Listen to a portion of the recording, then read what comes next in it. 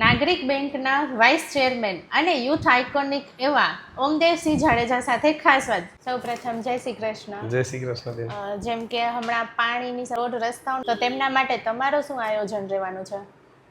ગોંડલમાં ઘણા સમય પહેલાથી એકાત્રા પાણીના નગરપાલિકા દ્વારા એટલે ગઈ ટર્મમાં જ અમે અને અમારી બોડીએ અને અમારા શૈલેષભાઈ ફોજી કરીને ચેરમેન હતા, એણે એકાત્રા પાણી ગોંડલને આપ્યું છે, જે આજે છેલ્લા 30 વર્ષથી નહોતું થયું.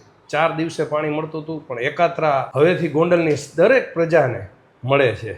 એટલે પાણીનો ક્યાંય વિષય હોય કે પાણીની તકલીફ હોય એવું મને લાગતું નથી. કારણ કે હવે મોટા લોકો, મોટા માણસોના ઘરમાં તો ટાંકા હોય, પણ જેને ઝૂંપડપટ્ટી છે, જે નાનું મકાન લઈને ફરે છે, રહે છે, એની પાસે ટાંકો ન હોય, પણ હવે એને ક્યાંય સ્ટોરેજ કરવાની જરૂર નથી, કારણ કે દર એક દિવસે પાણી આવી જાય છે. અને રસ્તાની વાત કરીએ તો અત્યારે ગોંડલ શહેરમાં નાનામાં નાનો, હું માનું છું ત્યાં સુધી 12 જે નવા ડેવલપિંગ વિસ્તાર છે, આમાં પણ એકેય રોડ સિમેન્ટ રોડ ન હોય અને કોઈ કાચો રોડ હોય એવું અમારા ધ્યાનમાં કંઈ આવતું નથી. એટલે વિકાસની જ રાજનીતિ છે. સફાઈની વાત કરીએ તો સફાઈમાં પણ ગુજરાત સરકાર, ભારતીય જનતા પાર્ટીની ગુજરાત સરકાર ખૂબ ધ્યાન આપે છે.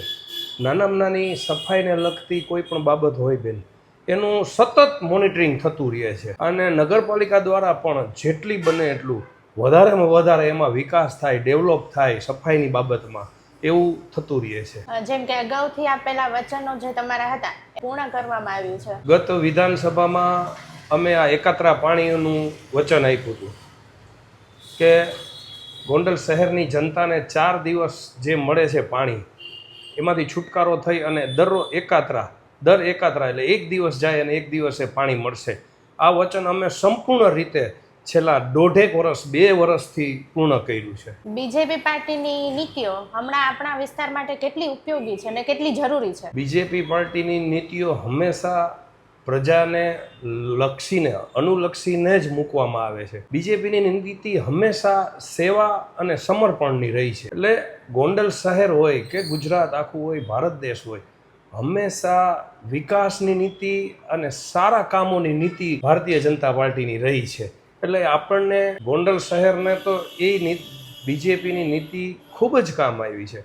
બેન, ગોંડલ, હું માનું છું ત્યાં સુધી ગોંડલ નગરપાલિકા 60 વર્ષથી બીજેપી પાસે હશે.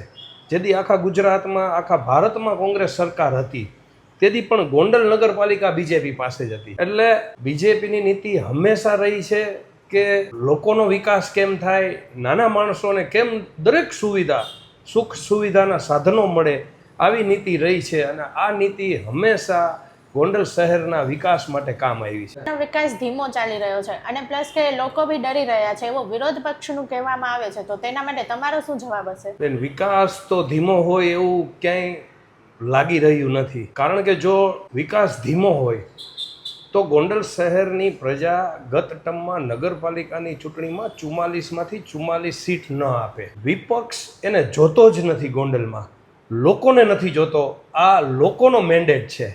લોકો એવું ઈચ્છે છે કે ભાઈ સારામાં સારા કાર્યો થાય છે, થવાના છે અને થઈ રહ્યા છે.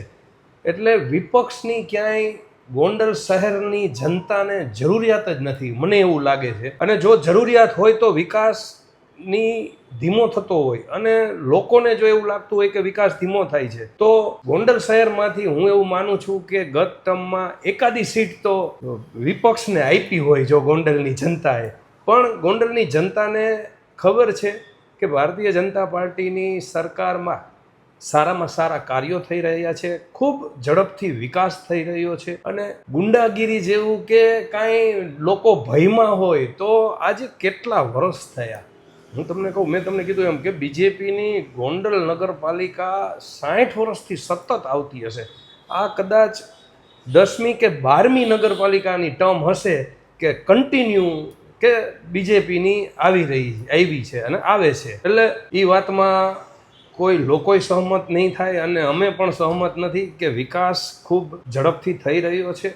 અને ડરનો માહોલ, લોકો ડરી રહ્યા છે, એ વાત એકદમ સદંતર રીતે ખોટી. ગોંડલ શહેરના વિકાસમાં બેન અમે એવું માનીએ છીએ કે કોઈ પણ વિસ્તારનો રાજકારણમાં રહી અને તમે જો વિકાસ કરી શકો, લોકોને સુખ સુવિધા આપી શકો, તો એનાથી મોટું કામ તમારા માટે સારું કાર્ય અને કર્મનું કાર્ય બીજું કોઈ નથી. રાજકારણ માત્ર એક સેવાનું માધ્યમ છે. આમાં જ્યાં સુધી તમે લોકોની સેવા કરી શકો, લોકોને દરેક સુવિધાઓ આપી શકો, આના માટે રાજકારણ કરતા હોય છે. એટલે લોકોને આપણા તરફથી, આપણી નીતિઓથી, આપણા કામથી કઈ પ્રકારનો એને બેનિફિટ મળે, એને કઈ પ્રકારે એને દરેક સુવિધાઓ મળે, આના માટે અમે સતત નગરપાલિકામાં કાર્યરત રહી છીએ. સભ્ય તરીકે હું મારા વિસ્તારમાં નાનામાં નાનો પ્રશ્ન એને હંમેશા મેં પૂર્ણ કર્યો છે. ક્યારેય પણ કોઈ પ્રશ્ન, લોકોનો મુશ્કેલીનો પ્રશ્ન હોય, ક્યારેય પણ એ પ્રશ્નને અધવચ્ચે છોડી નથી દીધો. એ પ્રશ્નનો નિકાલ કરી અને લોકોને દરેક પ્રશ્નનો વાંચા મળે અને દરેક પ્રશ્નનો નિકાલ થાય, આવી નીતિથી રાજકારણ કર્યું છે. પાર્ટીમાં ઉમેદવારી કરી છે. હવે ભારતીય જનતા પાર્ટીના એક સૈનિક તરીકે, એક કાર્યકર તરીકે ચોક્કસ. જેમ કે ગત ટર્મમાં તમે કારોબારી ચેરમેન રહી ચૂક્યા છો, તો તેના માટે તમે એવા કેવા કાર્ય કર્યા છે કે હમણાં તમે લોકો પાસે, જનતા પાસે મત માંગવા જશો? ગત ટર્મમાં અમારી ખૂબ સારા વિકાસના અને ખૂબ સફળ કામો રહ્યા છે. જેમ કે મેં તમને કીધું કે એકાત્રા પાણી થયું, એ તો એક ઇતિહાસ જેવું કામ થઈ ગયું. પણ એનાથી વિશેષ ખૂબ સારા કાર્યો કર્યા છે કે ભાઈ, લાઇટની કોઈ કમ્પ્લેન હોય તો એ 24 અવર્સમાં ટેલિફોનિક કમ્પ્લેન લખાવે. મારા ઘર પાસે સ્ટ્રીટ લાઇટ બંધ હોય અને ટેલિફોનિક કમ્પ્લેન લખાવે તો 24 અવર્સમાં એ લાઇટની રિપેરિંગ કે અથવા જે કાંઈ એનો પ્રશ્ન હોય એ નિકાલ કરવાનો. આવા દરેક ક્ષેત્રમાં અમે દિવસે ને દિવસે ટેલિફોનિક, ઓનલાઈન ફરિયાદનો, કે લોકોને ત્યાં કહેવા ન આવવું પડે, માણસને મળી અને કહેવું ન પડે, એવું ઓનલાઈન ટેલિફોનિક તમે ફરિયાદ કરી શકો, આવા કાર્યો અમે ગત ટર્મના, હું કારોબારી ચેરમેન પદ હતો ત્યારે કર્યા છે. પાણીમાં પણ ખૂબ સારા, સફાઈમાં, રોડ રસ્તામાં, જ્યાં ક્યાંય મુશ્કેલી લોકોની હતી, મુશ્કેલી ત્યાં જઈ, ત્યાં જોઈ અને અમે જાણી અને પછી એ મુશ્કેલીનો નિકાલ કર્યો છે. એટલે દરેક લોકોને હવે સમય નથી, એટલે સમય ન બગડે અને લોકોને ટેલિફોનિકથી કોઈ પણ ફરિયાદ કરે અને એનો નિકાલ થાય ને, એ ઓલા ઉપર અમે આગળ. ગત ટર્મમાં તો અમે કર્યું જ છે, પણ હજી બને ત્યાં સુધી એમાં અમે ડેવલપ કરી અને વધારેમાં વધારે એ ક્ષેત્રમાં કે લોકોને ફરિયાદ ઓનલાઈન કરી શકે ને અને એનો નિકાલ 24 અવર્સમાં થઈ જાય ને, એવા કાર્યો કરશું અને કર્યા છે. તો આ ખાસ વાતચીત પરથી તમને શું લાગે છે એ કોમેન્ટમાં જણાવી દેજો.